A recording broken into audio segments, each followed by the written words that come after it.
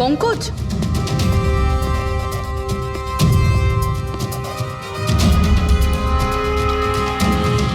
Sir sir জোর করে তো কেউ ভেতরে ঢোকেনি। হ্যাঁ, পিছনের দরজায় তালা নেই কোনো, আর তার ছিটকানিটা বাইরে থেকে খোলা যায়। ওখান থেকে এসছে ওরা।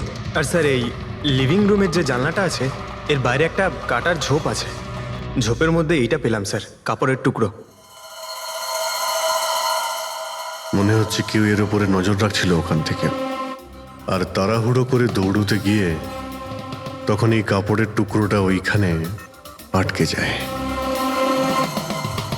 মৃত ব্যক্তি ছাড়া এখানে আরো 4 জন ছিল, আর একজন লোক বাইরে, সব মিলিয়ে 5 জন। তাহলে এই ক্রাইমের অন্তত 5 জন সাক্ষী আছে। যদি ওই 5 জনের মধ্যে একজনকেও ধরতে পারা যায়, তাহলে জানা যাবে কাল রাতে এখানে কি হয়েছিল। 3 জন লোক আছে যারা এই খুনটা সম্বন্ধে জানে, এবং তারা যে খুন হয়েছে তার ছবি দেখে চিনতে পেরেছেন। কখন আসছে ওরা? একটা সময়। 5 জনের মধ্যে 3 জন প্রথমবারই পাওয়া গেল, নট ব্যাড। আর স্যার, ওনারা নিউজ দেখে নিজেরাই আমাদের সঙ্গে দেখা করতে এসেছিলেন। অসাধারণ ব্যাপার। সমাজে যদি বাজে লোক থাকে, ভালো লোকও অনেক আছে স্যার। কিন্তু ওরা কাল রাতে রিপোর্ট লেখালো না কেন? স্যার স্যার এরা ওই 3 জন, প্রীতম, রণবীর, বিক্রম। প্রীতম, রণবীর আর বিক্রম। তোমরা সবাই জানো ওই খুনটার ব্যাপারে? Yes sir. 3 জনের আলাদা করে স্টেটমেন্ট নাও। স্যার, যখন সিডের খুন হয়েছিল তখন আমি ওখানেই ছিলাম। সিড? ওর নাম সিড ছিল? হ্যাঁ স্যার। স্যার, আমি ওদের চিনতামও না। কালকে প্রথমবার ওদের সাথে দেখা হয়েছে, আর কালকেই খুন হয়ে গেল। এক মিনিট। সব কিছু ঠিক মতন বলবে। স্যার, আসলে ওই যে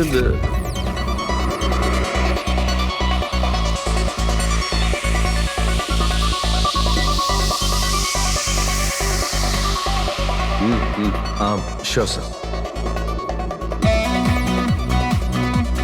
কি হয়েছে স্যার? আপনি বোর হচ্ছেন? ক্লাবে ভাল লাগছে না আপনার? ক্লাব? তুমি এটাকে ক্লাব বলছো? মনে হচ্ছে ক্লাব তুমি দেখোইনি। স্যার, আপনি এখানে নতুন এসেছেন, এই শহরে প্রথমবার এসেছেন? হ্যাঁ, নিউ ইয়র্কে থাকি। একটা কাজের জন্য ইন্ডিয়াতে এসেছি। কাজ শেষ হয়ে গেছে আর শহরে বসে বোর হচ্ছি। আপনার বোর্ডন দূর করার একটা রাস্তা আছে আমার কাছে। রিয়েলি? কি? একটু এক্সপেন্সিভ। সেটা চিন্তা তোমায় করতে হবে না। কি রাস্তা আছে সেটা বলো। ভেবে দেখুন স্যার, লাখ টাকার ব্যাপার, আর রিস্কও আছে। জোকিং? রিস্ক নেওয়া আমার হবি, আর সেটা যদি হয় টাকার, সেটা আমার কাছে অনেক আছে। কাজটা বলো। সুপার দেন। তুমি কি ধরনের জোকিং এর কথা বলছো? এরকম কোনো ব্যাপার নেই স্যার, শুধু জুয়া খেলতে হবে। লাখ টাকা, জিতে গেলে মালামাল, আর হেরে গেলে কঙ্কাল। আর এমনিতেও আপনার টাকার তো কোনো চাপ নেই। তাহলে চলুন আমার সাথে, কাম। যাচ্ছ কোথায়? এক ভদ্রলোকের বাড়ি। ভদ্রলোকের বাড়ি? কে ভাই? ওই যে দেখতে পাচ্ছেন, ব্ল্যাক জ্যাকেট, হোয়াইট শার্ট। তাহলে ওই বারটেন্ডার তোমাকে ওর বাড়িতে নিয়ে গিয়েছিল, তারপর কি হয়েছিল? না স্যার, ও সিডের বাড়ি নিয়ে যায়নি। ও সিডের সঙ্গে পরিচয় করায়, তারপর আমরা সিডের বাংলোতে যাই।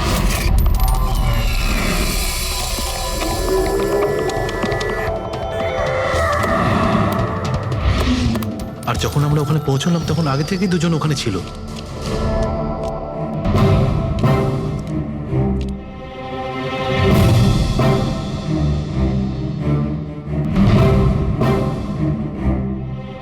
এই রইল আমার 2 লাখ টাকার চাল।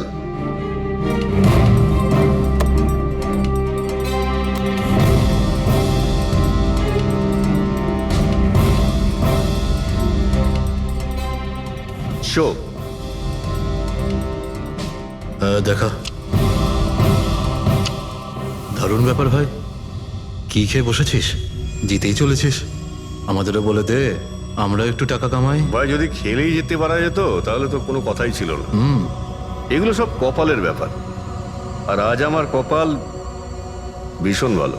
সেটাই মনে হচ্ছে। তাহলে আরেকটা ডিল হয়ে যাক। হয়ে যাক। এটা কি করে হতে পারে? বললাম না আমার কপাল খুব ভালো। তোর লাক আজকে ভালো না অন্য কিছু? মানে মানে এটাই যে তুই তাসের মধ্যে সেটিং করে রেখেছিস। এ নিশ্চয়ই তাসের মধ্যে কিছু গোলমাল করে রেখেছে। ভাই এর বাড়ি হয়তো কোনো ক্যামেরাও লাগিয়ে রেখেছে, নাকি তাসে গন্ডগোল করে রেখেছে। ভেবে দেখার ব্যাপার। তোর মনে হচ্ছে আমি চিটিং করছি? অফকোর্স, নাহলে আমাদের মধ্যে কারোর হাতে ভালো তাস এলো না কেন? ওর এলো না, আমার এলো না কেন? তুই চিটিং করছিস, চিটার। এই তুই আমাকে চিটার বলছিস? হ্যাঁ, তোকে চিটার বলছি। ও, হার মেনে নিতে পারছিস না তুই, তাই তো? খোকা, এটা বড়দের গেম, বাচ্চাদের নয়। যদি এখানে জিততে হয় না, তবে কার্ডে জিততে হয়। তাহলে বেরিয়ে যায় এখান থেকে। মুখ সামলে কথা বল। কি করছিস? তুই মুখ সামলে কথা বল, এটা আমার বাড়ি, বুঝলি? বেরিয়ে যায় এখান থেকে। কি করছিস কি ভাই? আরে ওকে তাড়া কেউ এখান থেকে। তার মানে হরিশ ওখান থেকে চুপ করে বেরিয়ে গেল। হ্যাঁ স্যার, প্রথমে আমারও মনে হচ্ছিল যে ও চলে গেছে, কিন্তু ও কিচেনে গেছিল। কিচেনে? হ্যাঁ স্যার, কিচেনে। যখন ও কিচেন থেকে বেরোলো তখন ওর হাতে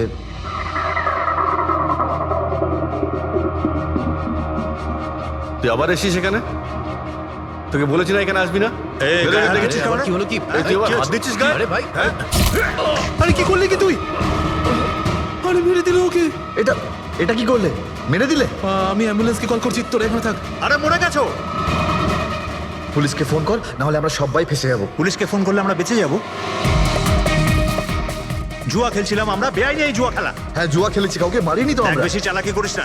পুলিশ যদি আসে না, আমি একা ফাঁসবো না, সবাই মিলে ফাঁসবো। সে একটা কাজ করতে পারি, তোরা এখান থেকে যা, আমি কাজটা খতম করে আসছি। তোমরা কত টাকা হেরেছিলে? স্যার 30 লাখ। আমার প্রায় 50 লাখ মতন। স্যার 35 লাখ। এক মিনিট রণবীর, তুমি বলেছিলে যে সিড ওই সময় সাদা শার্ট পরেছিল। ইয়ে স্যার, উনি সাদা শার্টই পরেছিল। আর বিক্রম, তুমি বলেছিলে যে ও হলুদ শার্ট পরেছিল। হ্যাঁ স্যার, ও হলুদ শার্টই পরেছিল। ও সাদা বা হলুদ রঙের শার্ট পরেছিল না, একটু ব্লুইশ কালার ছিল শার্টটার, আমার ভালো মনে আছে। কিভাবে সেটা হয়? আমরা যখন লাশটাকে পেয়েছিলাম তখন ও হোয়াইট কালারের শার্ট পরেছিল, আর রণবীরও তো এই একই কথা বলছে। এটা কিভাবে সম্ভব? একই সময়ে আলাদা আলাদা ড্রেসে কিভাবে খুন হয়? স্যার, যখন মার্ডার হলো তখন এটা কেউ ছিলই না ওখানে। ছিল না মানে? মানে এটাই যে আমার ভালো মতো মনে আছে, এটা 6 মাস আগের ঘটনা। এরা ছিল না ওখানে। না স্যার, এটা পুরো 1 বছর আগের কথা। কি সব বলছে স্যার এরা? খুন তো কাল রাতে হয়েছে, তাই না? এক্স্যাক্টলি, খুনটা গতকাল রাতেই হয়েছিল, আর সেই সময় উনি সাদা রঙের শার্টই পরেছিলেন। এক মিনিট, এসব তোমরা কি বলছো? কাল রাত, 6 মাস, 1 বছর আগে? হ্যাঁ স্যার। আই হোপ তোমরা একটা লোকের মার্ডারের কথা বলছো যা কাল রাতে হয়েছিল, তাই তো? আর তোমরা বলছো এই দুইজন ছিল না মার্ডারের সময়? স্যার, এরা দুজন ওখানে ছিল না। আমি যে মার্ডারের কথা বলছি সেটা 6 মাস আগে হয়েছে। স্যার, খুনটা কাল রাতেই হয়েছিল, আর সেই সময় যারা ছিল সেই দুজন অন্য কেউ ছিল, ওরা তখন ওখানে ছিল না। হ্যাঁ স্যার, ওরা ঠিক বলছে, আমিও চিনি না এদেরকে। তোমরা তিনজনের সিডের কথাই বলছো তো? আর মার্ডার হওয়ার আগে ও তোমাদের সঙ্গে চেরিস ক্লাবে দেখা করেছিল তো? আর তারপরে ও তোমাকে হেমন্ত বিলায় নিয়ে গেছে। না না স্যার, ও আমাকে সংকল্প ম্যানশনে নিয়ে গেছিল, আর সেটা ওই কীর্তি হিলসে। হ্যাঁ, কীর্তি হিলসে ছিল। না স্যার, ও আমাকে ইয়াশ হাউসে নিয়ে গেছিল, যেটা কার্টিস রোডে রয়েছে।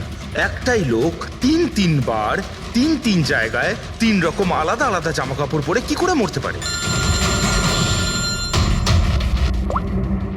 হ্যাঁ, সালুকে বলো। আচ্ছা, ঠিক আছে, ওকে। অজিত, সালুকের কোনো সূত্র খুঁজে পেয়েছে। তোমরা যাও, সালুকের সঙ্গে দেখা করো, আর ততক্ষণে আমি এদেরকে একটু জিজ্ঞাসাবাদ করি।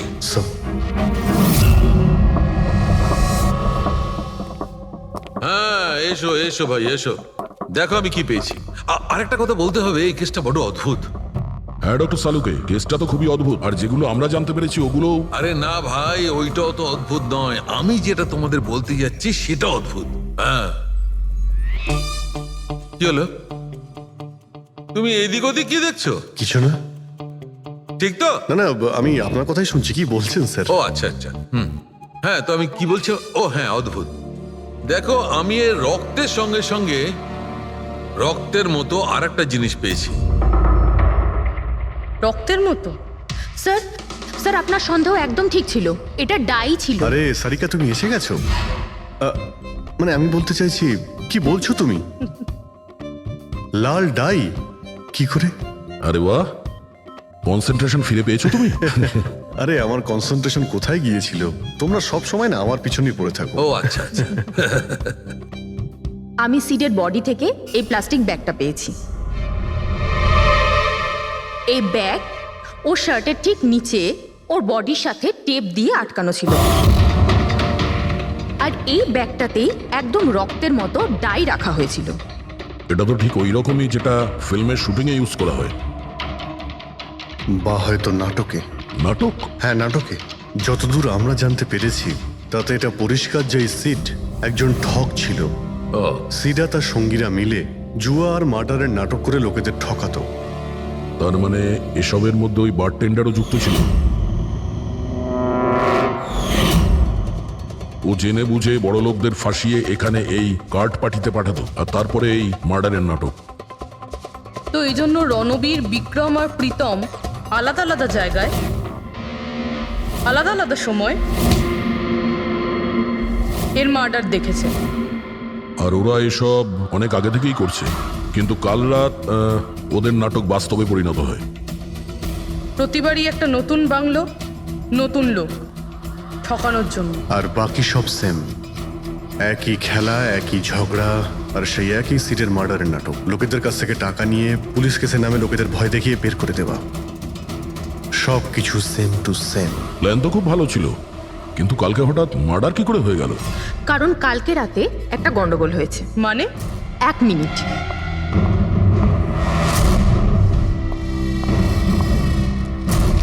স্যার, আর এই হচ্ছে ছুরি। এই ছুরিটাও সেই রকমই নকল যেমন এই রক্তটা। যদি এটাকে কারোর শরীরে মারা যায় তখন এটা শরীরের ভেতরে যায় না, এটা ছুরির ভেতরেই চলে যায়। এই দেখো। কিন্তু ডক্টর, এটা যদি নকল চাকু হয় তাহলে এই নকল চাকু দিয়ে সিড মারা গেল কি করে? কালকে রাতে একটা ভুল হয়েছিল। এখানে একটা পেঁচ আছে, এই দেখো। যদি এই পেঁচটাকে ঘুরিয়ে দেওয়া যায় তখন এই ফলাটা আটকে যায়, ভেতরে ঢুকতে পারে না। তারপর এই ছুরিটা দিয়ে কেউ যদি আঘাত করে শরীরের ভেতরে ঢুকে যায়। কেউ ইচ্ছে করে এই ছুরিটাকে এরকম বানিয়েছে যাতে সিড মরে যায়। এরকম তো সেই লোকটাই করতে পারে যে এই খেলার ব্যাপারে সব কিছু জানতো। এটা বোধহয় সে যে লিভিং রুমের ব্যালকনিতে ছিল, যার কাপড়ের টুকরো আমরা পেয়েছিলাম। আর দ্বিতীয়ত, আমাদের খুনির কাছে সে পৌঁছবে যে বাকি লোকেদের কার্ড পার্টি পর্যন্ত পৌঁছেছে। ওই bartender Dinesh. Excuse me? I am sorry sir, এখনো ক্লাব ওপেন হতে বেশ কিছুটা সময় বাকি আছে। Sorry sir. আমরা একটা কেসের ব্যাপারে এখানে এসেছি। আমরা সিআইডি থেকে। সিআইডি? হ্যাঁ বলুন স্যার, আমি কি করতে পারি আপনার জন্য? স্টাফেদের সঙ্গে কিছু কথা আছে। স্টাফেরা এখানে আছে? এখন সবাই তো এখানে নেই। কিছু লোক আছে যারা লকার রুমে ইউনিফর্ম চেঞ্জ করছে। আপনাদের একজন বারটেন্ডার দিনেশ, সে কোথায়? ম্যাম, কাল থেকে ও কাজে আসেনি। জানি না, না বলে কোথায় গেছে। আচ্ছা স্যার, ব্যাপারটা কি? ও কিছু ঘটিয়েছে নাকি? করেছে কি করেনি সেটা পরে আপনি জানতে পারবেন। আপাতত আপনি ওর অ্যাড্রেস দিন আমাদের। স্যার, ও এখানে যে অ্যাড্রেস দিয়েছিল সেটা ভুল অ্যাড্রেস। অ্যাকচুয়ালি ও যখন উধাও হয়ে গিয়েছিল এখানে অ্যাড্রেস বুক থেকে ওর সব ডিটেলস বার করেছিলাম আমি, কিন্তু তারপর দেখলাম যে অ্যাড্রেসটা ভুল। আপনি চাইলে আমি আপনাকে অ্যাড্রেসটা দিতে পারি, কিন্তু আমার মনে হয় না আপনি ওকে ওখানে খুঁজে পাবেন। আপনি যখন কাউকে কাজে রাখেন তখন তাদের ডিটেলস নিয়ে রাখেন না? আপনি কি জানেন আপনার এই বারকে সামনে রেখে ও লোককে ঠকাতো? হোয়াট? আর আমরা এখন ওকে একটা খুনের ব্যাপারে খুঁজছি। Murder? I am sorry ma'am, আমি সত্যিই জানতাম না। সেই জন্যই আগে থেকে ভালো করে খোঁজ নিতে হয়। রুলসগুলো আপনার ভালো করে ফলো করা উচিত ছিল।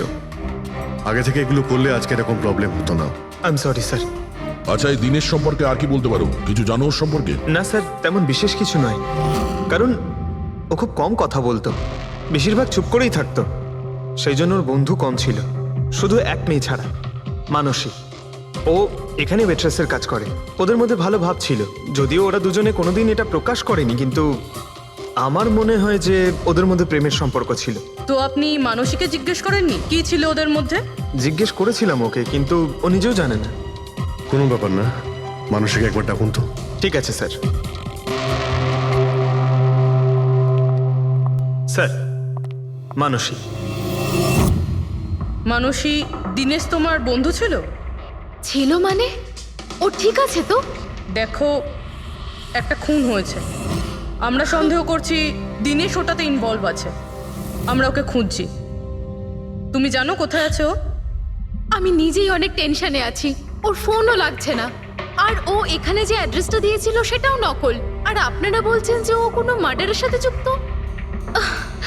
আচ্ছা, আপনি তো ওকে খুব ভালো করেই জানতেন না? হ্যাঁ স্যার, আমরা একে অপরকে ভালোবাসতাম আর আমরা বিয়েও করতে চলেছিলাম। সেই জন্য ও কিছু টাকা জোগাড় করতে চাইছিল। আচ্ছা, ও এই টাকাটা ক্লাবের চাকরি থেকে জমাচ্ছিল নাকি অন্য কোনো সাইড বিজনেস ছিল ওর? চাকরি ছাড়া ও শেয়ার বিজনেসে ওর টাকা লাগিয়েছিল। আর আমাকে বলতো যে ও অনেক টাকা রোজগার করছে।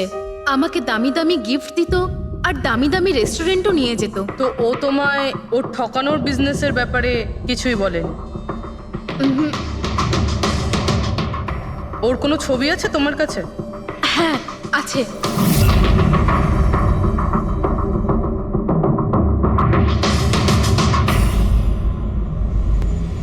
স্যার, এই দীনেশ তো নিরুদ্দেশ, কিন্তু ওর ছবি আমরা পেয়েছি। এটাকে আমরা সার্কুলেট করে দিচ্ছি। হ্যাঁ, করাও অভিজিৎ, করাও। তিনজনের স্কেচ তো করা হচ্ছে। একটা কথা তো পরিষ্কার যে চারজন সবাই একসঙ্গে কোনো গর্তে লুকিয়ে বসে আছে। হ্যাঁ স্যার। স্যার, এরা ঠক কিন্তু খুনি নয়। ভুল করে এদের হাতে খুন হয়ে গেছেন। 100% এরা ভয় পেয়েই কোথাও লুকিয়ে রয়েছে। ব্যাস, এই ভয়টাকেই আমাদের কাজে লাগাতে হবে। এমন ভাবে ভয় দেখাতে হবে যে ওরা নিশ্চয়ই কোনো ভুল করে থাকবে আর আমরা খপ করে ধরে ফেলবো। স্যার। স্যার, হ্যাঁ, স্কেচ তৈরি। ওকে। স্যার, হ্যাঁ, এই তিনজনই জুয়ারি, আর যে ছুরি মেরেছে সে হলো হরিশ। একটা কাজ করো, এই তিনটে স্কেচই আর ওই বার টেন্ডারের ছবি প্রতিটা police station, railway station, bus stand, লজে সব জায়গায় পাঠিয়ে দাও। আর সমস্ত নিউজ চ্যানেলেও পাঠিয়ে দাও। আর ওদেরকে জানিয়ে দাও যে 24 ঘন্টা যেন এদের ছবি দেখানো হয়। প্রত্যেকটা বাড়িতে এদের ফটো দেখাতে হবে। তারপরে দেখবো কতদিন লুকিয়ে থাকে আমাদের হাত থেকে। এই 4টে ফটো খুব ভালো করে দেখুন। এই 4জন এই হত্যাকাণ্ডে জড়িত। এদের ব্যাপারে কোনো রকম সূত্র বা কোনো রকম খবর পেলে সিআইডি কে এই নাম্বারে খুব তাড়াতাড়ি যোগাযোগ করবেন। এরা খুবই ভয়ানক। এরা সবাই ইন্ডাস্ট্রিয়ালিস্ট হেমন্ত কুমারের ফার্ম হাউসে নিজেরই এক বন্ধুকে খুন করে পালিয়ে গেছে। পুলিশরা অনেকক্ষণ ইনভেস্টিগেশন করার পরেও সেখান থেকে কোনো কিছুই খুঁজে পাওয়া যায়নি। সিআইডি এদের সবাইকে খুঁজছে। এই হলো এদের ফটো।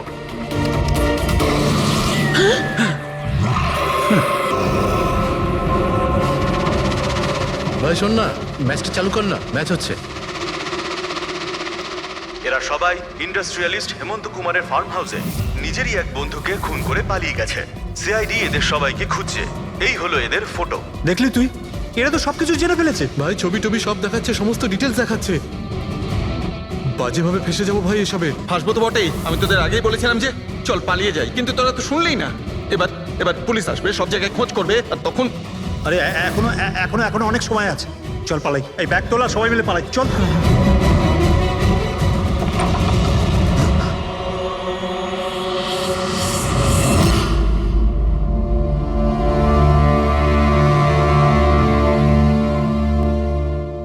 স্যার, সিট তো আমার খুব ভালো বন্ধু ছিল, আমার পার্টনার ছিল, সব কিছু ঠিকঠাক চলছিল। এতদিন ধরে কোনো গোলমাল হয়নি। ওই রাতে কি যে হলো, আমি তো অন্যান্য বারের মতোই নকল ছুরিই মেরেছিলাম, কিন্তু মানে জানি না কিভাবে মরলো, আমি জানি না। এও জানে না। ওসব নাটক বন্ধ করো আর সত্যি করে বলো। স্যার, আমরা ধনী আর এনআরআই লোকদের বোকা বানিয়ে ঠকাতাম। আর দীনেশ ওই জেডিস ক্লাব থেকে এই ধরনের বোকাদের সিডের কাছে আনতো। তারপর আমরা সেই বড় লোক এনআরআই লোকগুলোকে কোনো খালি নির্জন বাংলোয় নিয়ে যেতাম, যেটা আমরা প্রথম থেকেই সিডের বাংলোর মতো সাজিয়ে রাখতাম।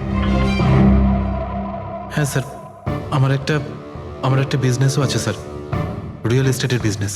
তাই স্যার এই কাজের জন্য এরকমই খালি শুনশান বাংলোর খোঁজ করতাম আমি স্যার, আর তারপর অ্যাভেলেবেল করাতাম এই কাজের জন্য স্যার। স্যার প্রথমে আমরা মুরগিকে জিততে দিই, আর তারপর যখন সে ভরসা পেয়ে যায় তখন সিট জেতা শুরু করে দেয়। এই সব কিছুর প্ল্যান থাকতো স্যার, সিট জিততেই থাকতো, আর আমি আর ওরা আমার মধ্যে ঝগড়া শুরু হতো, আর আমি রেগে গিয়ে ওকে খুন করে দিতাম, মানে মিথ্যে করেই। এসব দেখে ধনী এনারাই লোক ঘাবড়ে যেত আর ওদের টাকা পয়সা ফেলে পালিয়ে যেত। উঠে পর, নাটক শেষ, চলে গেছে ও।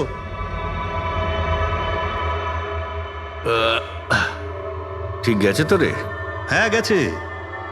উফ, আরে লেগে যাবে পাগল। তারপর আমরা ওই টাকাগুলো নিজেদের মধ্যে ভাগ করে নিতাম। ওই রাতেও সব এরকমই হয়েছিল। আমি ওকে ছুরি মেরেছিলাম, আর তারপর পুলিশকে ফোন করা যাক আর সবকিছু ডিটেলে বলে আমি দেওয়া যাক। পুলিশের চক্করে পড়তে চাই না। আমার পাসপোর্ট, ইউএসএ সিটিজেনশিপ সবকিছু চলে যাবে। না না না না না, আমি যাচ্ছি। আরে ঘুমিয়ে পড়লি নাকি সিট? আরে ওঠ ভাই, অনেক হয়েছে, আর ওভার অ্যাক্টিং করতে হবে না। Seat set set. আরে এই তো সত্যি মরে গেছে। আরে ছুরিটা সত্যি সত্যি লেগে গেল নাকি ওর? আরে কি বাজে কথা বলছিস কি তুই? আরে সিট ওঠ না। সিট ওঠ না। আরে ছুরিটা কি করে? তুই ছুরিটা ইউজ করার আগে চেক করিসনি নাকি? আরে প্রথমবার করছি নাকি? শুটিংয়ের ছুরি এটা, একটাই তো ছুরি আছে না। কিন্তু এই খুন কি করে হতে পারে? আমাদের পুলিশকে জানাতে হবে। পুলিশকে যদি জানাই তো আমরা সবাই ফেসে যাব। তাহলে কি করব?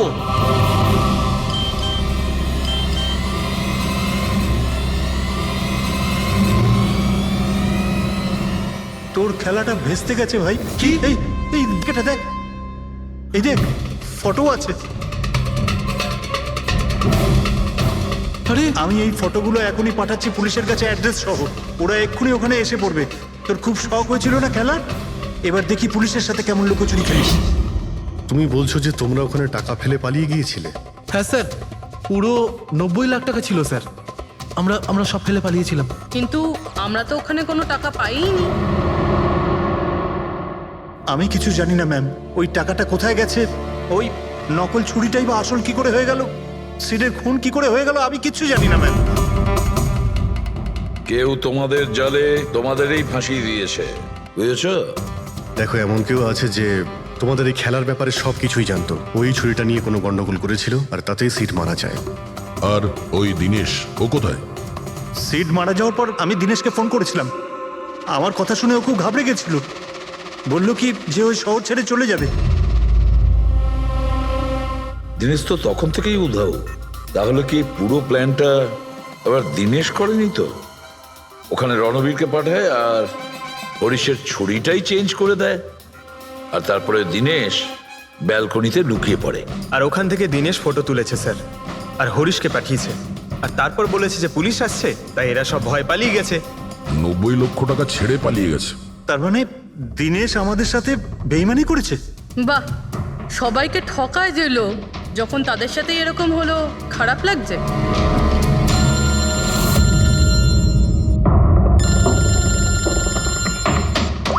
হ্যাঁ বলো সালুকে। ফ্যান্টাস্টিক, ঠিক আছে। সালুকে বললো যে প্রমাণ পাওয়া গেছে, যে জিনিস দুটো আমরা দিনেশের কথায় আমরা পাঠিয়েছি। ওর ইউনিফর্ম আর জিম ব্যাগ। হ্যাঁ দা, যে কাপড়ের টুকরো আমরা ব্যালকনি থেকে পাই, ওই টুকরোর সঙ্গে এই দিনেশের ইউনিফর্মের কাপড় ম্যাচ করছে। স্যার, তার মানে খুনি দিনেশ?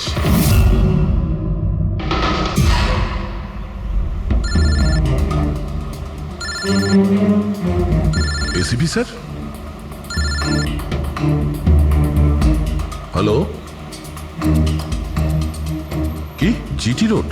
ঠিক আছে স্যার, ওকে ওকে। জিটি রোডে যেতে হবে।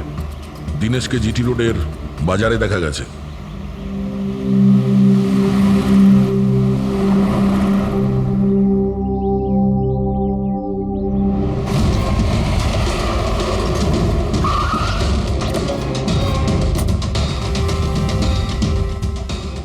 ভাই, এই লোকটাকে দেখেছো এখানে?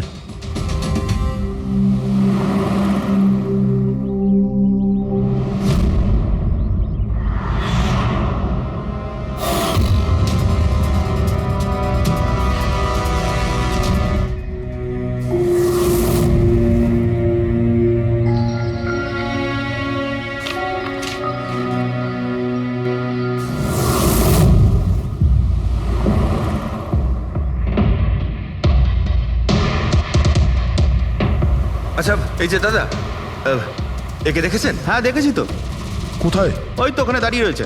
আগে? হ্যাঁ আগে। থ্যাঙ্কস, চলো। মা, বাবা, আমায় ক্ষমা করে দিও। আমি তোমাকে অনেক কষ্ট দিয়েছি, তোমাদের মান সম্মান ডুবিয়ে দিয়েছি। কিন্তু একটা সত্যি কথা, আমি খুনি নই, আমি কাউকে খুন করিনি। আমি শুধু একটু টাকা ইনকাম করতে চেয়েছিলাম, কিন্তু আমি জানতাম আজ নয়তো কাল পুলিশ আমাকে ধরেই নেবে। এটা হওয়ারই ছিল।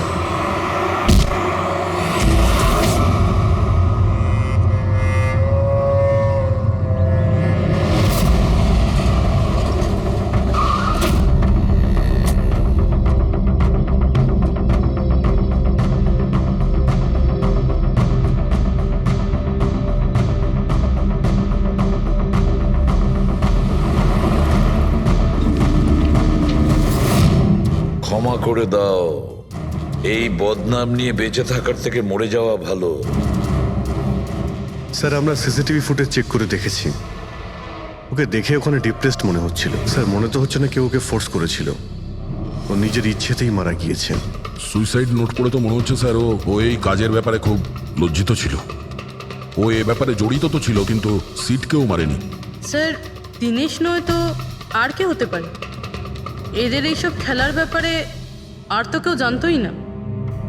এরকম ব্যাপার নয় তো যে এরা যাদেরকে ঠকিয়েছিল ওদের মধ্যে কেউ এদের থেকে প্রতিশোধ নিচ্ছে? হতে পারে। একটা কাজ করি, আমরা বোর্ডের ওপর পুরো সাসপেক্টদের নাম লিখি, ওদের ফটোগুলো ওই সাসপেক্ট মানে ওই এনআরআই যাকে হরিশ আর তার দুই বন্ধু মিলে ঠকিয়েছে,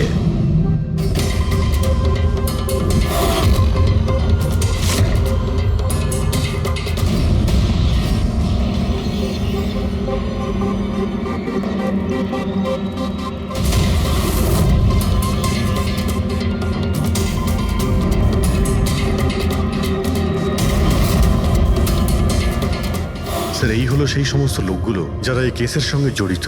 অভিজিৎ খোঁজ নিতে হবে খুনের সময় এরা কোথায় ছিল। পুরো ইনফরমেশনটা আমরা এয়ারপোর্ট ইমিগ্রেশন থেকে পেয়ে যাব। স্যার, এই ফটোগ্রাফে যে 8জন লোক আছে সেই সময় তারা ইন্ডিয়াতে ছিলই না। ইনফ্যাক্ট বেশিরভাগ লোকই এই ঘটনার পরে ইন্ডিয়াতে ফেরেইনি। শুধু এই 4 জন ছাড়া এই 3 জন সাক্ষী, বিক্রম, রণবীর, প্রীতম আর মিস্টার রানা। স্যার এক্ষুনি আমি মিস্টার রানার বাড়িতে ফোন করেছিলাম, ওনার ওয়াইফ ধরেছিলেন। বললেন যে 3 বছর আগে উনি মারা গেছেন, আর 3 বছর আগে এরা ওনাকে ঠকিয়েছিল।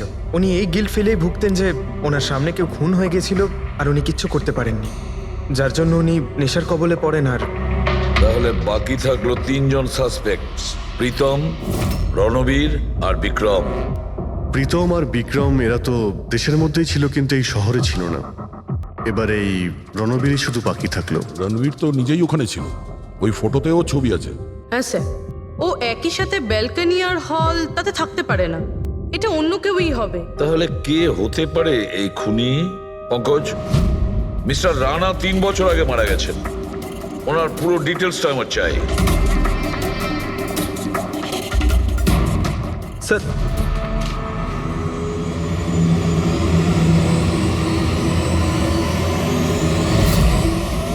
এটা কোনো একজন লোকের কাজ নয়, অন্য কেউ আছে যে ওর সঙ্গে কাজটা করেছে।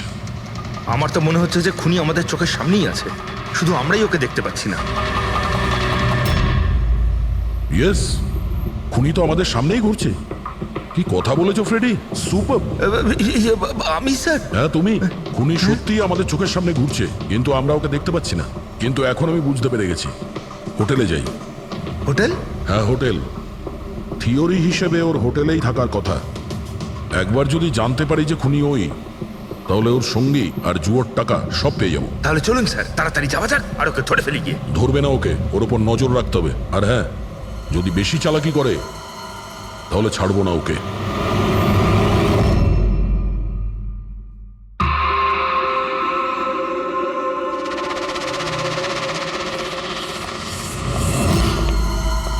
Excuse me. হ্যাঁ স্যার। আমি আপনার ফোন থেকে একটা ফোন করতে চাই। করুন স্যার। ওয়েল, আমার একটু প্রাইভেট কথা ছিল আর কি। এছাড়া কি আপনার কাছে অন্য কোনো ফোন আছে? স্যার ওইটাই চলে যান, ওটা থেকে কথা বলে নিন। Thank you. Thank you.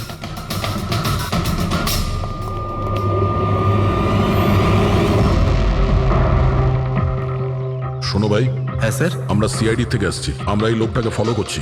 এই লোকটা যে কথা বলছে ওটা আমাদের শুনতে হবে যে কি কথা বলছে। স্যার ওই ফোনটা এই ফোনটার সাথে কানেক্টেড। আমার মনে হচ্ছে সিআইডি কিছুই জানতে পারেনি। প্ল্যানটা সাকসেসফুল। আমাদের প্ল্যানটা খারাপ করার শুধু একটাই লোক ছিল, আর সে ছিল দিনেশ। আরও সেটার উপযুক্ত শাস্তি পেয়ে গেছে। So there is nothing to worry about.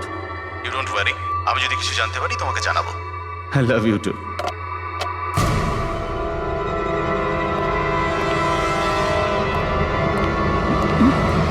এই,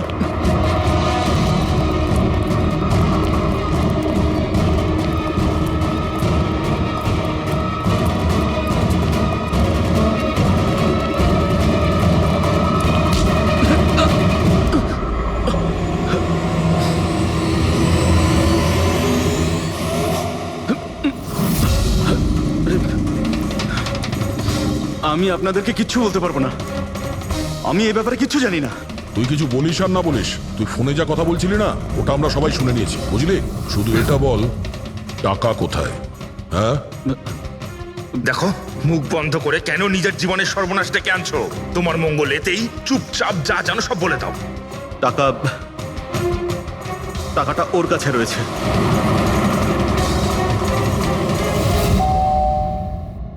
একটু দেখ তো মা, কে বেল বাজাচ্ছে? হ্যাঁ মা।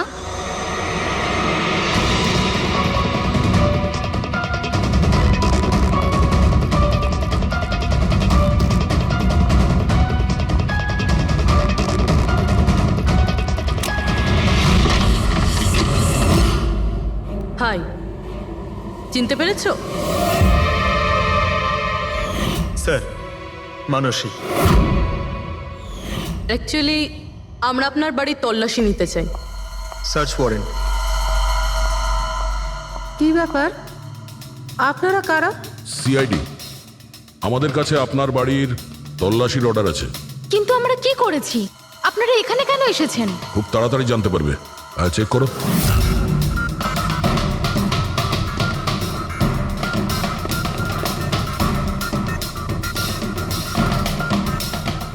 দয়া স্যার।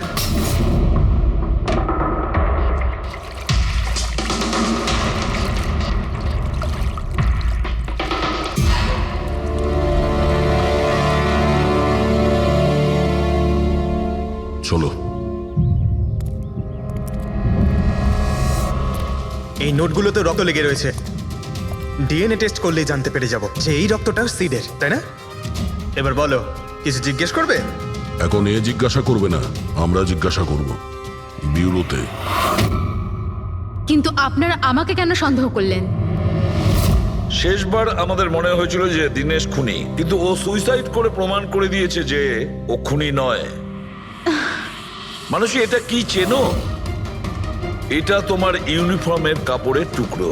এটার কারণে আমরা তোমাকে সন্দেহ করছি, বুঝেছো? আর তারপর আমরা এইটা খোঁজ লাগালাম যে তুমি এরকম কাজ করলে কেন। আপনি জানতেন যে আমি এসব কেন করেছি?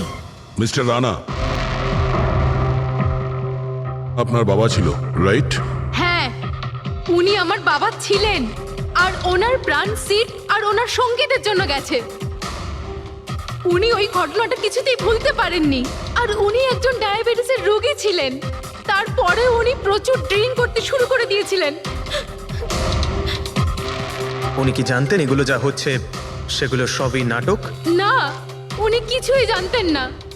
যদি এটা জানতেন তাহলে নিজের প্রাণ নিতেন না। উনি তো এই সব কিছুকে সত্যি মনে করতেন। ইউএসএ তে ছিলাম আমি, যখন মা আমাকে কল করলো। বাবার অবস্থা খুব খারাপ ছিল। যখন আমি ইন্ডিয়া আসলাম তখন উনি আমাকে বললেন যে আমাকে ওনার কোনো অসম্পূর্ণ কাজ পূর্ণ করতে হবে আর ওনার অপরাধীদের শাস্তি দিতে হবে। তারপরে আমিও বাবাকে প্রমিস করেছিলাম যে আমি ওনার অসম্পূর্ণ কাজ শেষ করব। তারপরে উনি আমাদের সবাইকে ছেড়ে চলে গেলেন। তারপরে তুমি কি করলে? তারপরে আমি খোঁজ করা শুরু করি, কিন্তু ওই সময় এরকম কোনো কেস রেজিস্টারই হয়নি। কিন্তু পরে আমার মনে পড়েছিল বাবা বলেছিল যে এই জেডিস ক্লাবে দিনেশ ওনাকে সিডের সাথে দেখা করিয়েছিল। তো এইভাবে তোমার সঙ্গে দিনেশের দেখা হয়? হ্যাঁ, তারপরে আমি ওখানে ওয়েটারে চাকরি করা শুরু করি। দিনেশকে নিজের বন্ধু বানাই আর ধীরে ধীরে ওর কাছে আসতে থাকি। তারপরে পুরো বিষয়টাই আমি বুঝতে পেরেছিলাম যে কিভাবে ওরা আমার বাবাকে বোকা বানিয়ে আমার বাবার থেকে টাকা নিয়েছিল। কিন্তু আইনের কাছে সাহায্য চাওয়ার বদলে তুমি আইন নিজেই হাতে নিয়ে নিলে। বেইমানির বদলে বেইমানি। দিনেশের সঙ্গে তুমি ভালোবাসার নাটক করেছিলে। হ্যাঁ, আমি নাটক করেছি। ওদেরকে উপযুক্ত শাস্তি দেওয়ার জন্য আমি এটা করেছিলাম। আর এতে তোমার সাহায্য করেছে তোমার প্রেমিক, তোমার আসল বয়ফ্রেন্ড।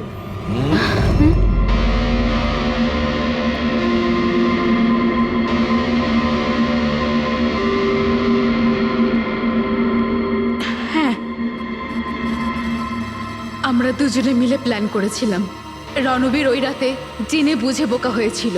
আর ওই ছুরিটাকে খারাপ করেছিল। যদি এই পেঁচটাকে ঘুরিয়ে দেওয়া যায় তখন এই ফলাটা আটকে যায়। ওই ছুরিটাকে আমি খারাপ করেছিলাম আর ব্যালকনি থেকে লুকিয়ে ফটো আমিই নিয়েছিলাম।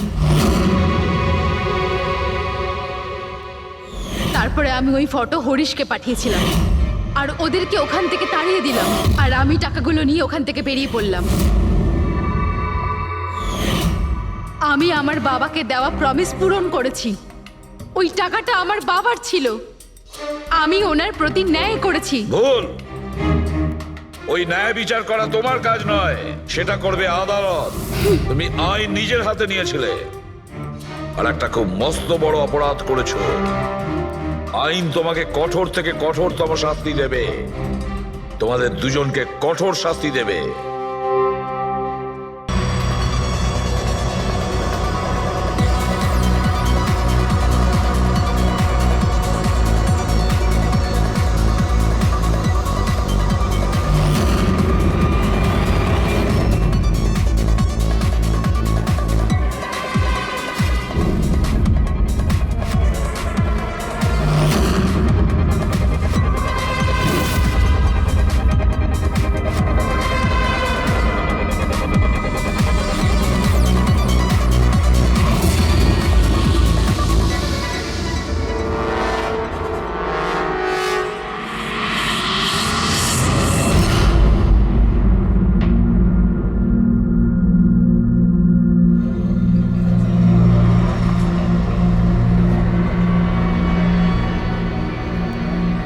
Hello, hi. তো আপনি এখানে একাই আছেন দেখছি। গ্রেট, আমিও একা। ইয়া, তাহলে বলুন। আমার তো ইন্ডিয়ান ক্লাসিক্যাল মিউজিকটা ভীষণ পছন্দের। আপনিও ইন্ডিয়ান ক্লাসিক্যাল মিউজিক পছন্দ করেন? হ্যাঁ, ইয়েস। আমিও ছোটবেলা থেকে পছন্দ করি।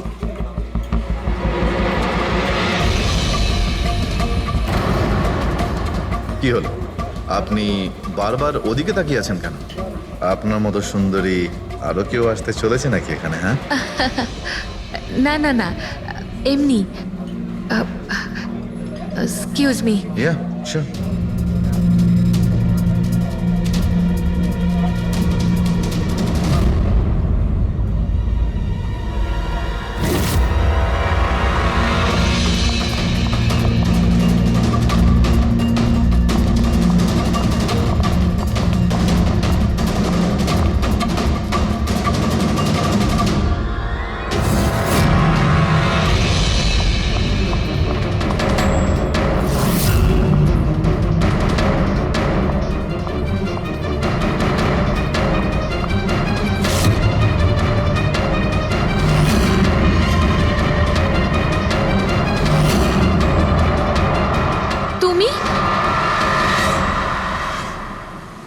আরে বেবি, শোনো, আমার কথাটা বোঝার চেষ্টা করো তুমি।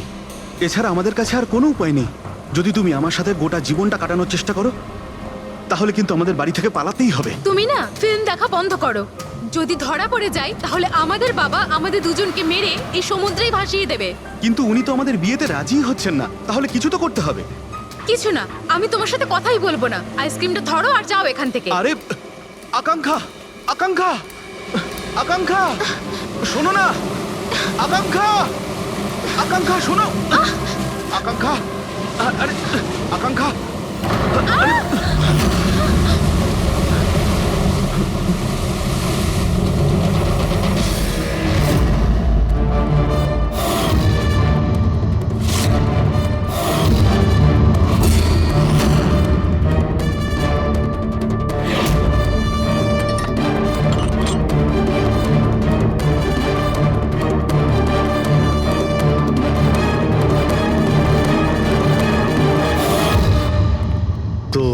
সারিকা দেবী, জানতে পারলে কিছু?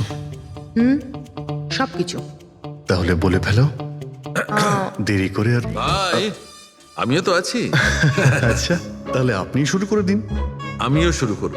হ্যাঁ নিশ্চয়ই। হ্যাঁ, গুড। তবে এবার দেখো, এটা তো তোমরা তখন জেনেই গেছো যে এই মেয়েটাকে গলা টিপে মারা হয়েছে। এর গলার চিহ্নটা দেখে তো তোমরা বুঝতেই পেরেছো, তাই না? হ্যাঁ ডক্টর, আমরা জানি একে গলা টিপেই খুন করা হয়েছে। হ্যাঁ হ্যাঁ, ওর মৃত্যু গলা টেপার জন্যই হয়েছে। আর গলা কোনো বেল্ট দিয়ে টেপা হয়েছিল। সেটা কি করে জানা গেল? দেখো, এর গলার ওপর যে চিহ্নটা রয়েছে সেটা তো এই রকম চওড়া, আর মন দিয়ে দেখো কোথাও কোথাও গাঢ় আছে আর কোথাও কোথাও হালকা। আর যদি কোনো দড়ির মতো কিছু দিয়ে করা হতো তাহলে এই চিহ্ন এত চওড়া হতো না, এই বেল্টের মতো। আর পুরো গলাটাতে একই ধরনের হতো, কোথাও হালকা আর কোথাও গভীর, এরকম নয়। এক্সিলেন্ট, কি অসম্ভব ইন্টেলিজেন্ট আপনারা। ডক্টর সালুখে, পরের জন্মে আমি ফরেনসিক এক্সপার্টই হব। আরে ভাই ফ্রেডি, তুমি পরের জন্মের কথা কেন বলছো? এই জন্মটাই তাকে সামনে নাও না। আরে পরের জন্মের কথা ভাবছে। হ্যাঁ, আমি কি যেন বলছিলাম? আরে আপনি ওই গলা বেল্ট গলা ওই হ্যাঁ, বেল্ট। দেখো, বেল্ট দিয়ে এইভাবে গলাটা চেপে ধরেছে, আর পরে একে পেছন থেকে মাথার পেছন দিকে কোনো ভারী জিনিস দিয়ে আঘাত করা হয়েছে। ডক্টর সালুখে, খুনি যদি একে গলা টিপেই মেরে থাকবে তাহলে পেছন থেকে মাথায় বাড়ি মারলো কেন? আরে ভাই, খুনি চাইনি যে কোনো ভাবেই হোক মেয়েটা যেন বেঁচে না যায়। কখন মারা গিয়েছিল? রাতে 12টা থেকে 2টোর মধ্যে। রাত 12টা থেকে 2টো? এত রাতে এই মেয়েটা কি করছিল? স্যার, হতে পারে যে এ কোনো কল সেন্টারে কাজ করে, নাইট শিফটে। তাছাড়াও এর আইডেন্টিটি তো আমরা জানতে পারিনি। না না, এরকম মনে হচ্ছে না যে ও কল সেন্টার থেকে আসছিল। মেয়েটার জামা কাপড় দেখে মনে হচ্ছে হয়তো কোনো পার্টির থেকে আসছিল, আর বাড়ি ফেরার সময়। ঠিক ঠিক, সারিকা একদম ঠিক কথা বলছে। এ কোনো পার্টিতেই গেছিল, কারণ এর পেট থেকে আমরা মেক্সিকান ফুডের পার্টিকেলস পেয়েছি, আর কফি। মেক্সিকান খাবার? হ্যাঁ, এসো আমি দেখাচ্ছি, এসো। এই দেখো, এইগুলো আমরা টেস্ট করেছি, আর এর দ্বারাই জানতে পেরেছি ওই যে ফুড ছিল সেটা মেক্সিকান ফুড ছিল। কি কি খেয়ে থাকতে পারে এই মেয়েটা? অ্যাভোকাডো, টমেটো, পেঁয়াজ, চিপস, আর ও হয়তো কফিও খেয়েছিল, কারণ আমরা ভেজিটেবল অয়েল আর কর্নেরও অংশ পেয়েছি। আর একটা সবচেয়ে বড় কথা, এর খাবারের মধ্যে আমরা নাইট্রোজেনের ট্রেসেসও পেয়েছি। অদ্ভুত ব্যাপার, খাবারে নাইট্রোজেন? হ্যাঁ ফ্রেডি, আজকাল ট্রেনটাই এইরকম পড়েছে। সবাই আজকাল এই ধরনের সায়েন্টিফিক খাবারই খাচ্ছে।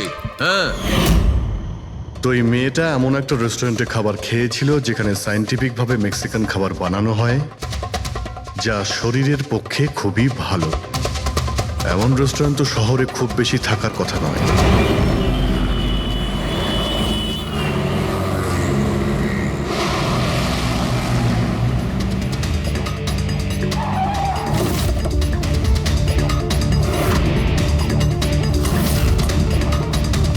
মনে হচ্ছে নিশ্চয়ই এখানে কোনো ক্লু পাওয়া যাবে।